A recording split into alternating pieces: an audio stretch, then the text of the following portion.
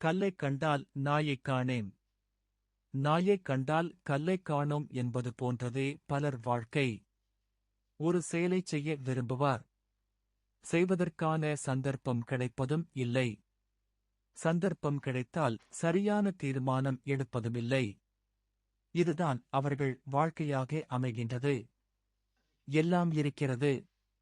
கல்லும் இருக்கிறது, நாயும் இருக்கிறது. நாய்க்கு எரிய சந்தர்ப்பம் அமைவதில்லை. அமைந்தாலும் அவர் சரியான தீர்மானம் எடுப்பதுமில்லை. நிச்சயமில்லை. இதனையே நிகழ்தகவு அல்லது நிகழக்கூடிய உண்மை என்போம். எப்போதோ எல்லாம் ஒன்றாக நிகழும். அல்லது நிகழாமல் போயும் விடலாம். அந்த நிகழும் சந்தர்ப்பம் எல்லோருக்கும் சரியாக வருவதில்லை.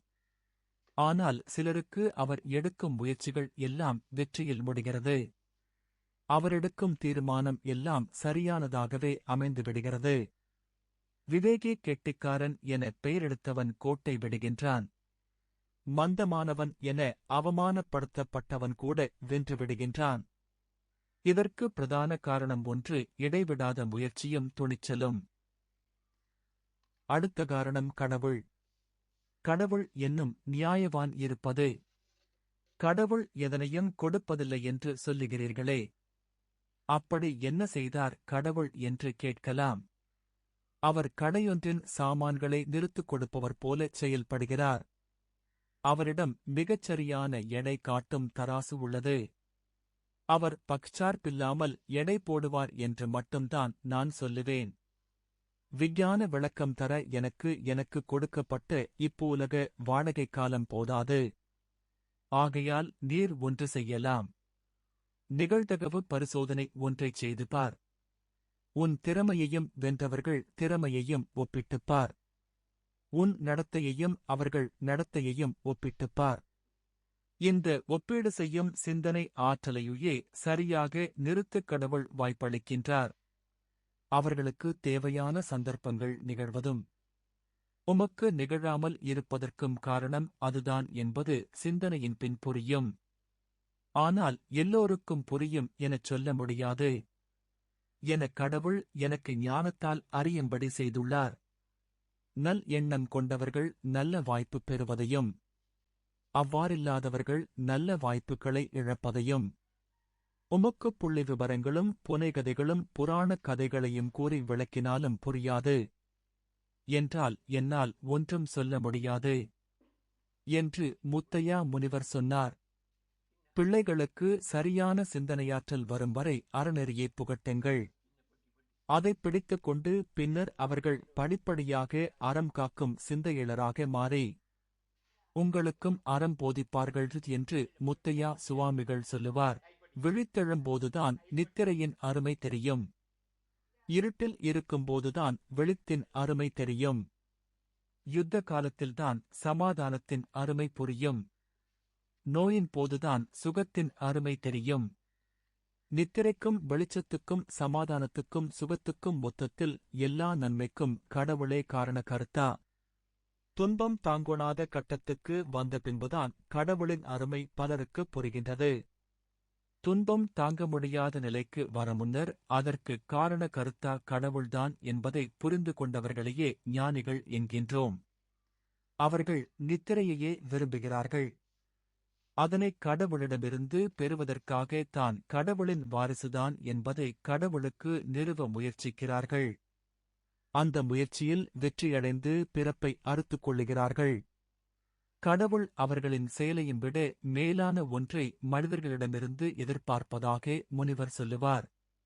கடவுளைச் சென்றடைவதற்கான ஏணியை அல்லது தோணியை ஒருவர் தனக்கு மட்டும் பயன்படுத்துவதை மட்டுமல்ல, அப்படியான ஏணி தோணிகளை மற்ற மாந்தரும் தெரிந்து கொள்ள போதனை செய்கிறவர்கள், நூல்களை எழுதுகிறவர்கள், பாடல் பாடுகிறவர்கள் போன்றவர்களையே கடவுள் எதிர்பார்க்கிறார் என்பதை நான் ஞானத்தால் தெரிந்து கொண்டேன். புத்தர், இயேசு, முகம்மது நபி போன்றவர்கள் கடவுளின் எதிர்பார்ப்பை நிறைவேற்ற முயன்ற கடவுளின் பிரதிநிதிகள் என நான் நினைக்கின்றேன். அதனால்தான் நானும் என்னால் முடிந்த அளவுக்கு முயற்சிக்க இறங்கினேன் என முத்தையா சுவாமிகள் சொன்னார். நித்திரையில்லாமல் விழித்திருப்பதன் வேதனையை முதியவர்கள் மட்டுமல்ல, சமாதானம் கெட்டு கலவரம் யுத்தம் எதிர்பார்க்கப்படும் யுத்தம் நடைபெறும் காலங்களில் மக்கள் நித்திரை கொள்ள முடியாமல் ஓடித்திரியும் திரிந்த காலங்களை நினைத்துப் பாருங்கள். சமாதானம் எவ்வளவு முக்கியமானது என்பது அப்போதுதான் புரியும். அந்தக் கோயிலை ஏன் இவ்விடத்தில் கட்டலாம்? இந்தக் கோவிலை ஏன் இவ்விடத்தில் இடிக்க வேண்டும் என்றல்லவோ சமூகங்களுக்கிடையில் சண்டை எழுகிறது. சமாதானம் குலைகின்றது. எந்தக் கோவிலாக இருந்தாலும் அதன் நோக்கம் என்ன? சண்டையா? இல்லவே இல்லை. நோக்கம் சமாதானமே. எல்லா கோவிலும் ஒரே இடத்தில் அமையப் பெறுவதற்காக. அந்த நிலச் சொந்தக்காரருக்கு வேறு நிலம் அல்லது நியாயமான நட்ட ஈடு கிடைக்குமானால் எல்லாக் கோயிலும் இருந்துவிடப் போனால் என்ன? கோயில்கள் தருமம் தழைத்தோங்க உதவுமானால் நிலையான சமாதானம் ஏற்படாதாகும்? மனிதருக்கு உரிமை என்பதுதான் இப்போது காணப்படும் முக்கியமான பிரச்சனையாக இருக்கிறது. இது ஆள நினைப்பவர்களுக்கா மக்களுக்கா? ஏனைய மானிட உரிமை என்று சொல்லுவதை விட உடம்பில் இருக்கும் உயிர் தொடர்ந்து இருக்க வேண்டுமென்பது மனித உரிமை இல்லையா? மானிட உரிமைக்காக தற்கொலை படையிலும் சேரலாம். அதற்கும் உரிமை உண்டா? பல உயிர்களை அழிக்க ஒரு நாட்டுத் தலைவர் காரணமாகலாம். அதற்கும் உரிமையுண்டா? ட்ரம்பின் செயல்களும் இஸ்ரவேலின் செயல்களும் ஈரானின் செயல்களும் மானிட உரிமை மீறல்கள் இல்லையா? மக்களே, உங்களால் வாய்திறக்கக் கூட முடியாது. அதற்கான அதிகாரம் உங்களிடம் இல்லை. ஆனால் உங்கள் பெற்றோரிடம் உரிமை குரல் எழுப்புவீர்களா? பலமல்லவா தேவைப்படுகிறது? உன் வீட்டிலதற்கு பலம் இருக்கிறது. பெற்றார் உங்களுக்கு அப்பலத்தை அளித்திருக்கிறார்கள். சரியான பலத்தை அளிப்பவர் கடவுள்தான் என்று உங்களுக்கு புரிந்து கொள்ள முடியவில்லை. ஆனால் ஒரு சமயத் தலைவரோ புத்தரோ இயேசுவோ முகம்மது நபியோ அல்லது வேறு யாருமோ என்ன நடந்தாலும் யுத்தம் வேண்டாம். மனிதன் உயிர்தான் மேலானது. மானிட உரிமை பற்றி பின்னர் கதைக்கலாம் என அறம் பற்றி பேசுகிறார் என்றால் அவரை காந்தியைச் சுட்டது போல் சுடுவதுவா மானிட உரிமை பேணுதலா?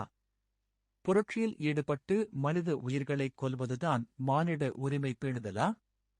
சமயம் எதற்காக சமூகம்னால் உருவாக்கப்பட்டதோ அந்த நோக்கம் சரியாக நிறைவேற்றப்படுமானால் மட்டுமே சமாதானம் நிலைக்கும்.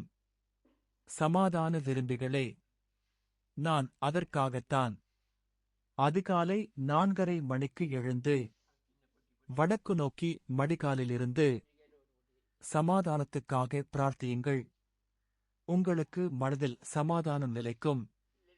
உலகில் உள்ள எல்லா மக்களும் எல்லா சமயமும் சமாதானத்தையே எதிர்பார்க்கின்றன என்பதை உணர்ந்து கூட்டு வணக்கத்தில் ஈடுபட்டு ஒரே நேரத்தில் தங்கள் தங்கள் மொழியில் திருத்தமாக சமாதானத்திற்காக பிரார்த்திப்பார்களானால் அவ்வாறான ஒரு நிலை வருமானால் மட்டுமே உலக சமாதானம் நிலைக்கும்.